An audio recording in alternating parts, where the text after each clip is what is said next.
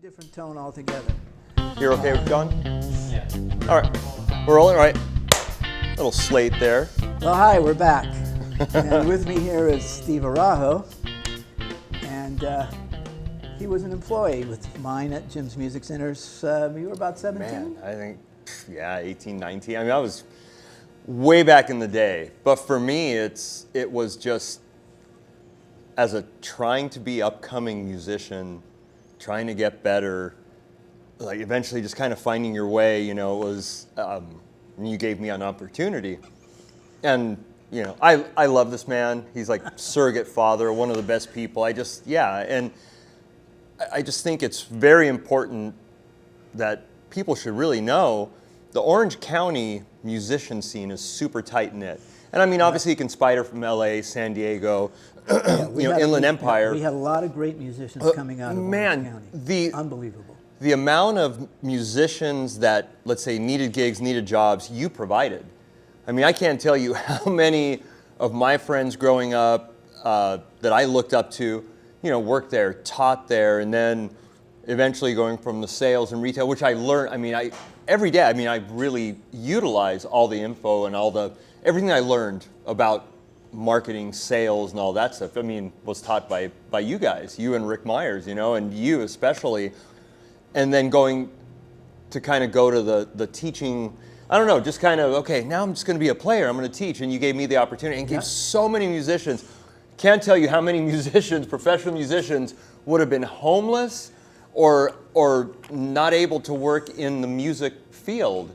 And you gave us that opportunity. I couldn't be more thankful. And I think that all those musicians that know you and went through Jim's music couldn't be more appreciative. And I just want to wholeheartedly thank you. Well, you're very welcome, Steve. It meant a lot. And thank you very much. Yeah, but, I did it not just for you guys. It was for the store. We were very fortunate that we had great young men like you come through the store. A lot of you. Drummers, keyboard players, bass players, guitar players, excellent players at the store. So when I wasn't there, the store was in good hands because I knew that all the instruments, whether it be G&L, Fender, or whatever it was, were being demoed and shown in a professional manner. I think it instilled a lot of, if you're, 20, 21, 22, and you've never really had the responsibility or a job like that it taught you that. Oh, wow, okay, I need to be responsible for these instruments, nothing getting stolen, okay, opening the store on, just basic responsibility for a young man, Well, keep in mind, I was a young man too. We were all young at one point. I was 21 when I bought it.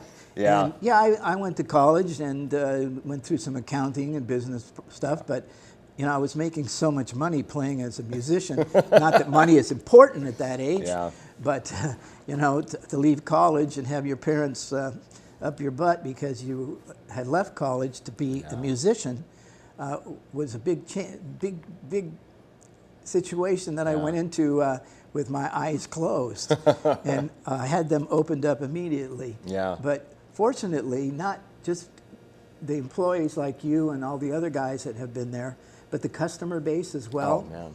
Yeah. We had great musicians that gave us input on the products that we were selling. Yeah. And at that time, the companies were smaller, our vendors were smaller, our reps were really good, and they treated me, even though I was young, the older reps treated me with a lot of respect. Yeah. I think they said, how is this guy going to make it? He's 21 years old. So I wasn't that much older than you, but at the same time, luckily, I was able to pick the right guys. I was just a good people person we were looking for, which Steve was obviously.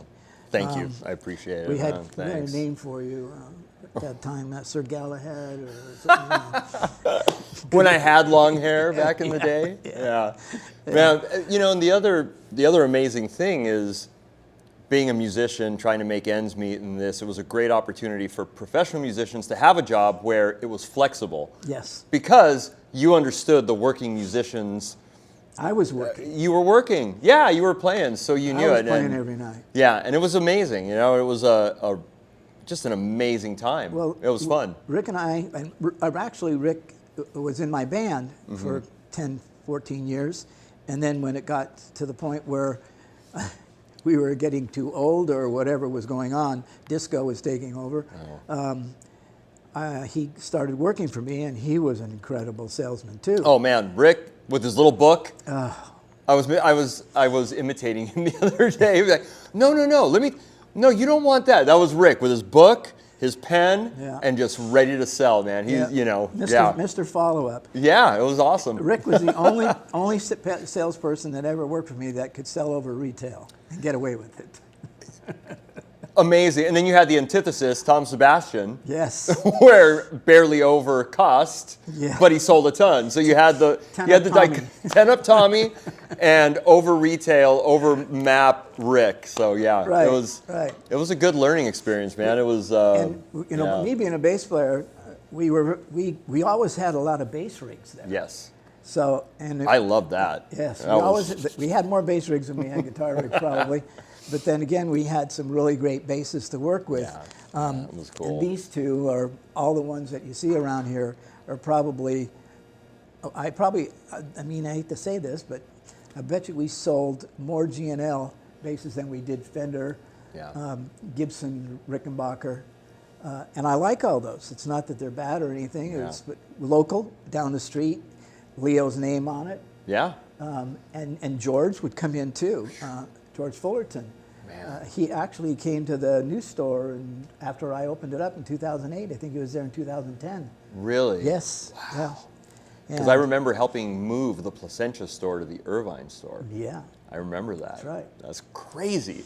That's crazy, man. So it was very fortunate that we had, both of us had opportunities in Orange County that I would imagine there's other places in the United States and the world that these type of things happen, but if you think about the musicians that came out of Orange County alone, it's just incredible. Yeah. So we had Fender here, we had G&L here, we had Randall Instruments here, we had Roland. Yeah. Roland was City of Commerce. Yamaha. All these right here in our backyard.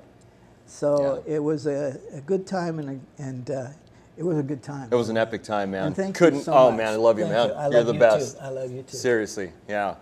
Rob Joly. Oh, and the stories you have are amazing. All right. There we go.